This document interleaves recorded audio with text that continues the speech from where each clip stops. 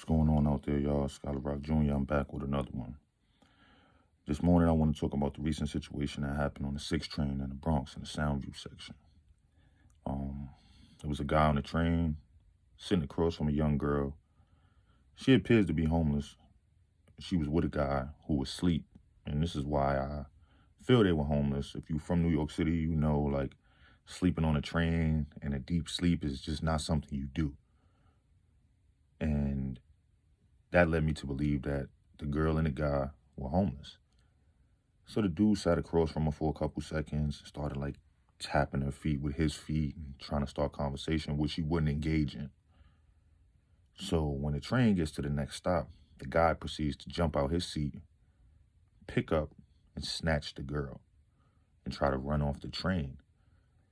He gets her onto the platform, but she snatches herself out of his arms and runs back onto the train and alerts the guy she was with.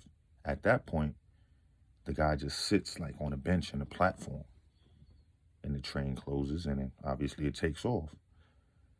And someone happened to get this guy's face on camera. So yesterday I put up a post about it, and I just wanted to know like where this kind of behavior is stemming from.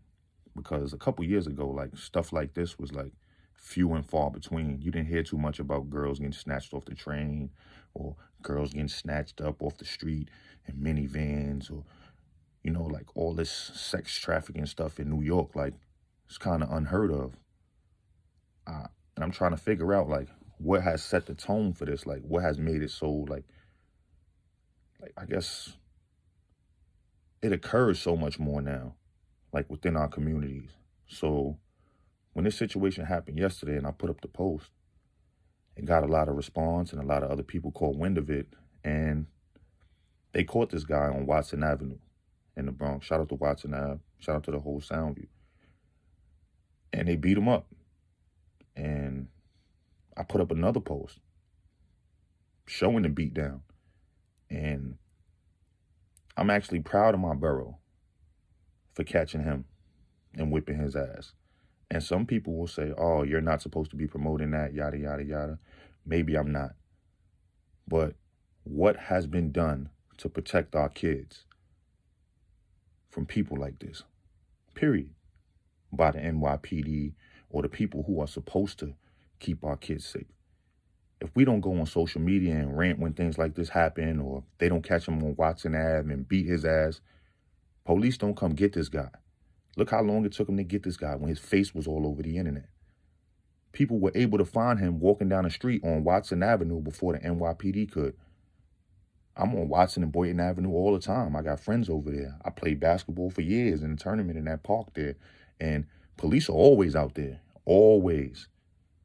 So it wasn't y'all concern to get him until y'all seen him getting his ass beat on the internet. And maybe if we catch more creeps like this on the street, whip their ass, police will do their job. Because the next picture I saw the dude was him in cuffs at St. Barnabas Hospital. So police obviously have him at this point. But I feel like he should have got his ass whooped on every block before the police got him. Every block. And I'm proud of my borough because we sent a message out. You do this, we catch you, we coming. Period. You don't have to like it. But violence is a part of the communities we come from. And when it's used in this fashion, I agree with it in a sense. Whip his ass. That could have been anybody's daughter, niece, anything. Could have been yours. Would you not have whipped his ass? And I'm happy these brothers that whipped his ass didn't show their face, didn't say any names, anything like that. So the police can't identify them and try to charge them with some form of gang assault or any kind of bullshit like that. That dude deserves to get his ass beat. And when he touch a cell, they going to beat his ass and do much more to him. And he deserves every little bit he gets.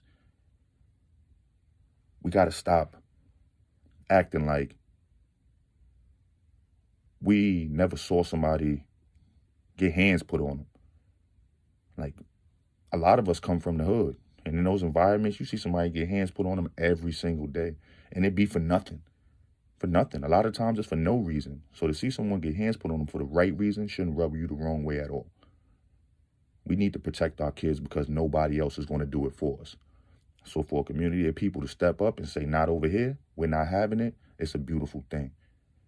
That's what it's about. Protecting your community, protecting your people, protecting your young, and providing some form of safety. Those kids over there in Watson, I don't think they feel like this morning, they got up this morning and felt like they had anything to worry about in terms of somebody snatching them off the street or anything like that.